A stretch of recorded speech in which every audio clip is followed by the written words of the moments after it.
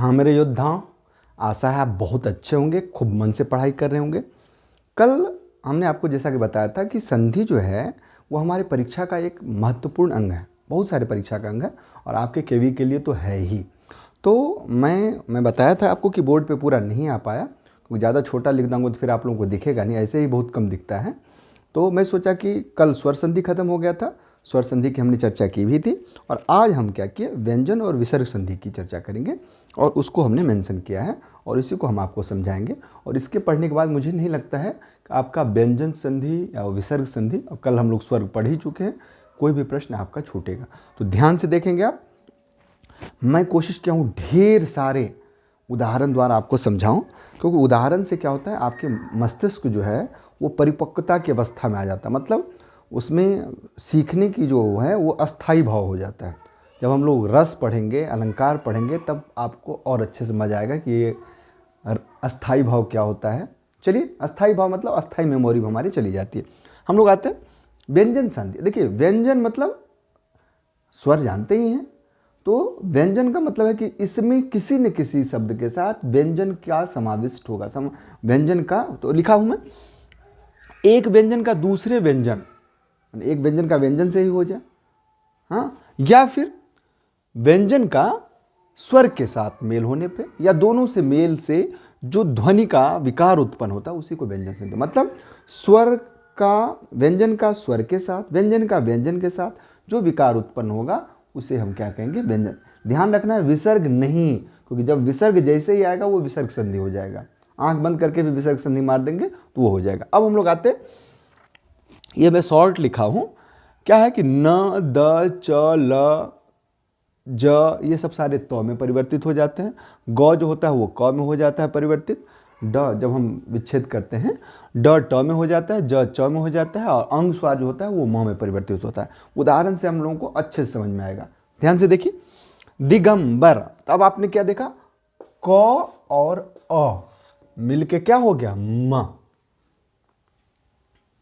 ठीक, फिर देखिए वाग जाल, वो क और ज मिलके क्या हो गया, ग, संयुक्त हो गया, क्योंकि इसका मतलब अंतिम अक्षर से जो एक अक्षर पहले होता है वो हो जाता है।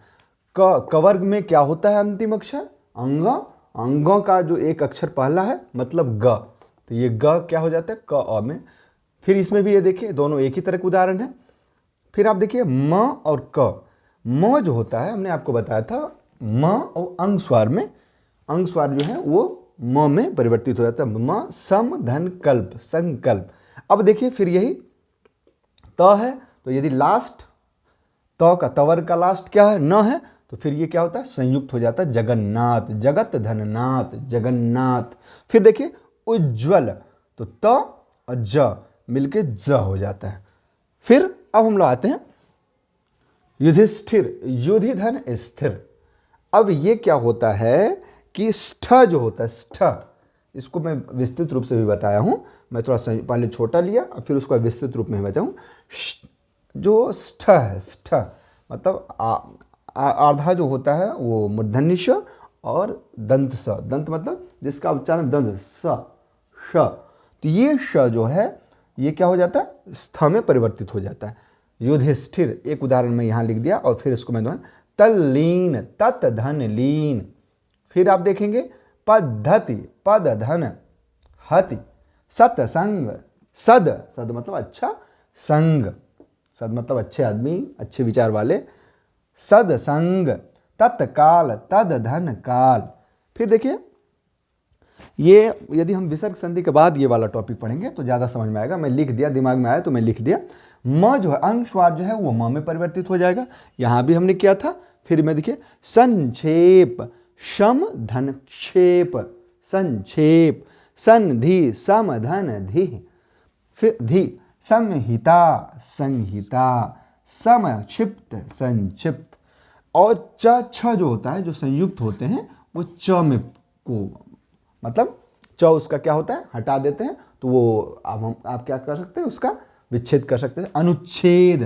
तो ये च को क्या किएंगे, हटा देंगे, इसमें च को हटा देंगे, इसमें च को हटा देंगे, इसमें च को हटा देंगे, उसके बाद हमारा संधि विच्छेद स्पष्ट हो जाएगा। अनुच्छेद, मातृ छाया, आच्छादन, विच्छेद। मुझे लगता है आपको ये बात समझ में आ गई होगी। अब हम लोग आते हैं क्या होता है।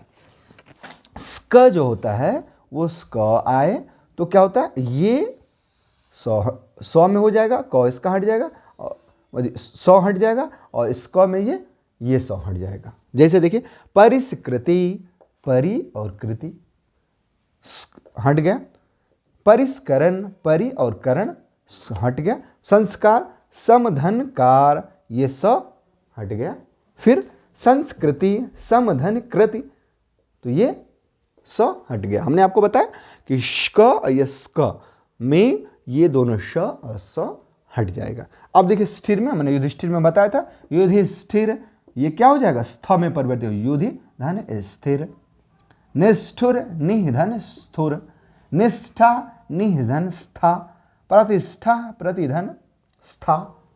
अब देखिए ये श जो है वो स में परिवर्तित हो जाएगा। देखिए निषेध, निषेध, प्रतिच्छेद, प्रतिषेध, परि प्रति धन सेध, परिषद, परिषद, ये श किस में हो जाता है, सौ में परिवर्तित हो जाएगा। विषम, विधन सम बराबर नहीं। अब छ जो है, च और छ जो संयुक्त है वो त और श में परिवर्तित हो जाएगा। उच्छ्वास, तो उत धन श्वास, उच्छ्वास, सच्छास्त्र, सत धन शास्त्र, उच्छृंखल, उत धन श्रृंखल। ये क्या हो गया, तो आपको समझ में आ गया होगा कि ये कैसे होता है। स्क स्क ये सौ और सौ हट जाता है, स्थ स्थ में परिवर्तित हो जाता है, श स में परिवर्तित हो जाता है, छ त और श में परिवर्तित होता है। अब हम लोग आते हैं विसर्ग संधि पे। विसर्ग संधि बहुत ही मज़ेदार है, जहाँ विसर्ग होगा समझेंगे हम विसर्ग संधि है। अब विसर्ग का स्वर के साथ या व्यंजन के साथ हुआ, विसर्ग का विसर्ग के साथ नहीं, विसर्ग का स्वर के साथ और व्यंजन के साथ जब मेल होता है तो जो विकार उत्पन्न होता है तो उसके क्या कहते हैं हम, विसर्ग। मतलब विसर्ग के साथ स्वर व्यंजन के मेल को हम विसर्ग संधि कहते हैं।